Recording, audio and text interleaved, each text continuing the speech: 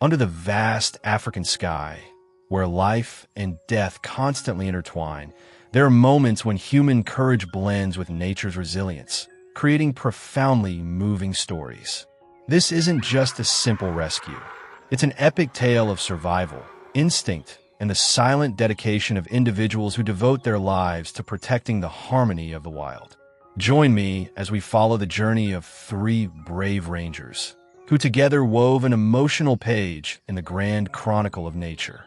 Dawn had just broken over the Kenyan savanna, the first golden rays of sunlight piercing through the leaves, awakening countless species. The air was fresh and cool, carrying the scent of night, dew still clinging to the withered grass. In the distance, a herd of wildebeest moved briskly, kicking up swirling clouds of red dust that hung in the air. The entire savanna was a vibrant tapestry, where life unfolded to its ancient rhythm, harsh yet filled with wonders. Yet, amidst this peaceful scene, an unusual sound shattered the stillness, a weak cub-like growl, interspersed with faint, menacing hisses. It was the cry of a tiny creature struggling against death, and the whispered menace of a colossal predator. At a nearby ranger station, three veteran rangers, Elias, with keen eyes and decades of wilderness experience, Jimba, a young man whose strength and courage were no less impressive, and Kalo, a master tracker with an uncanny ability to read nature's every secret, were preparing for their new day's patrol. Suddenly, the old radio crackled to life, bringing urgent and unexpected news. It was a call from a secluded village, nestled among dense bushland. The villagers had discovered a chilling sight. A lion cub, separated from its mother and too young to fend for itself, was being constricted by a giant African rock python.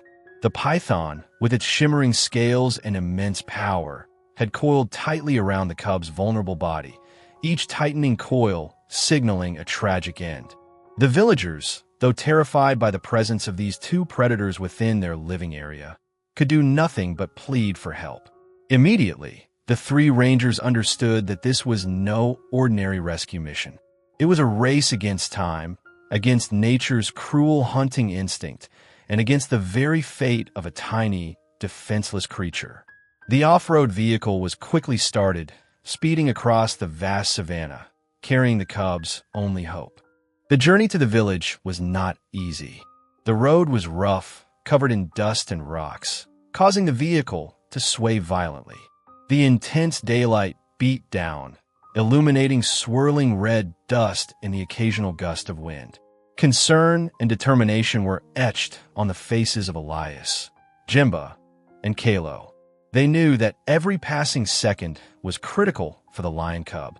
Upon arrival, the scene that unfolded chilled even the seasoned rangers.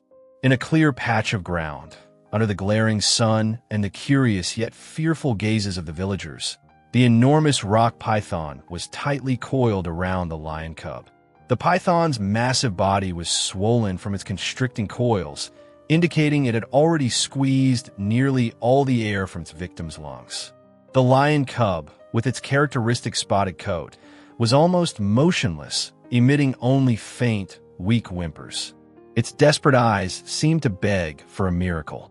The python, sensing the intruders, raised its massive head, its forked tongue flicking out repeatedly, gathering information from its surroundings.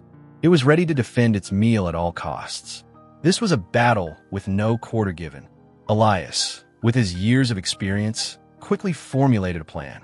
Jimba, you try to distract the python. Kayla, you try to approach the cub from behind, but be extremely careful. I'll try to control the python's head. Jimba stepped forward, wielding a long stick, waving it and making loud noises. The python, distracted, raised its head higher, its cold eyes fixed on Jimba. This was a rare opportunity. Kalo, with the dexterity and quickness of an experienced hand, maneuvered through the bushes, trying to reach the cub. His every step was carefully calculated, slow, and deliberate. While Jimba held the python's attention, Elias moved slowly with unwavering resolve. He knew that one small mistake could cost all three dearly. When close enough, he lunged, using all his strength and agility to seize the python's head. The python's power was terrifying. Its body coiled and thrashed violently, trying to escape Elias's grip. "Hold it tight, Elias," Jimba yelled, still distracting the python. At the same time, Kalo had reached the cub. He saw its visible pain and despair. With trembling but steady hands, Kalo began to unravel the python's coils. This was a task requiring immense patience and skill, for a single wrong move could cause the python to tighten its grip further or turn to attack him. Each cold scale was loosened, little by little, freeing the cub's compressed chest. The battle seemed endless. The python writhed, its massive body thrashing against bushes and the ground, creating chilling sounds. Sweat poured down the rangers' faces, but they did not flinch. The thought of the tiny creature caught in the grip of death gave them strength. Finally, after moments of intense tension, the python's last coil was removed by Kalo. The cub, its body trembling and breath weak, was at last freed. Kalo quickly scooped it up, holding it close, trying to convey warmth and comfort. Simultaneously, Elias and Jimba had subdued the python. After ensuring the cub's safety, they carefully placed the python into a special cage to later release it back into its natural habitat, far from human settlements. Though a predator, its instinct is part of the ecosystem, and its preservation is equally important. In Kalo's arms, the cub was still a fragile bundle of fur, its tiny body trembling from the ordeal, but in its small, dark eyes, a faint spark of life had returned. It was a sight that brought a wave of relief over the hardened rangers. Swiftly, Keto was transported to the ranger station's dedicated wildlife rehabilitation unit. There, under the watchful gaze of experienced veterinarians and animal care specialists, a small incubator had been prepared, along with a sterile array of medical equipment. Elias, Jimba, and Kalo stood by, silent witnesses to the beginning of a new chapter for this little survivor.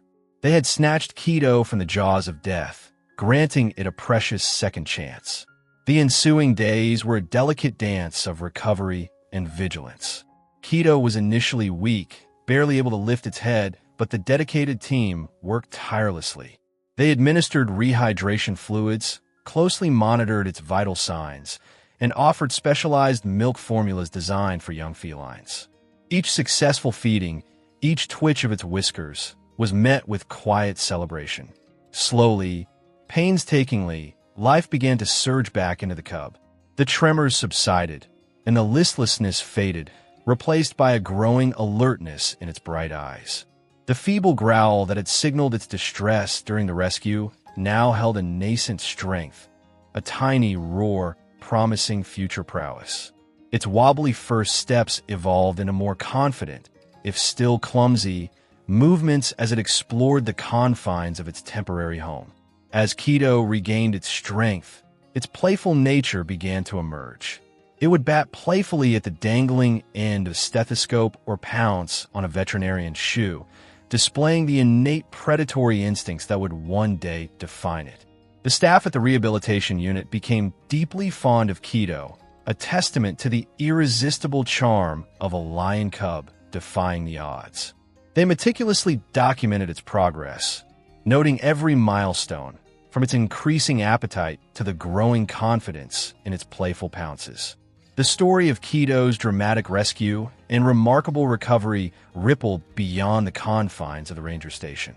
It spread throughout the nearby Maasai villages, carried on the wind, and through word of mouth, transforming into a powerful legend of human courage and profound compassion.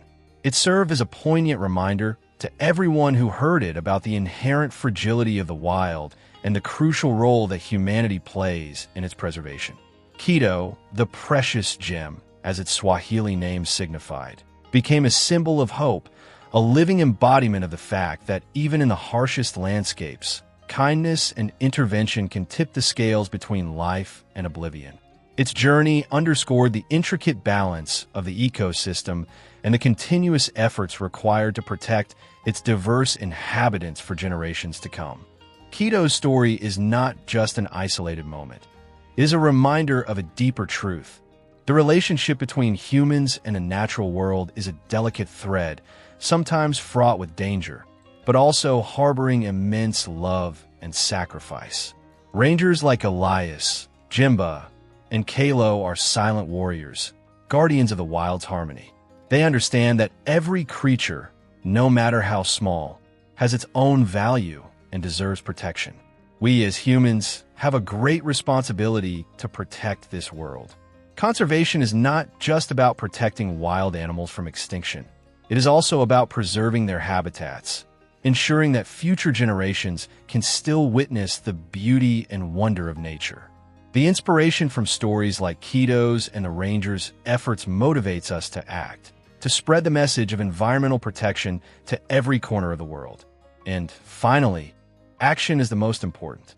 Every small act of ours, from not littering to supporting conservation organizations, or simply raising our own awareness and that of those around us, contributes to making a significant difference. The story of Keto, the lion cub, and the 3 rangers is a call. That call echoes through forests, savannas, and bustling cities, reminding us that Earth is our common home, and protecting it means protecting the very future of humanity.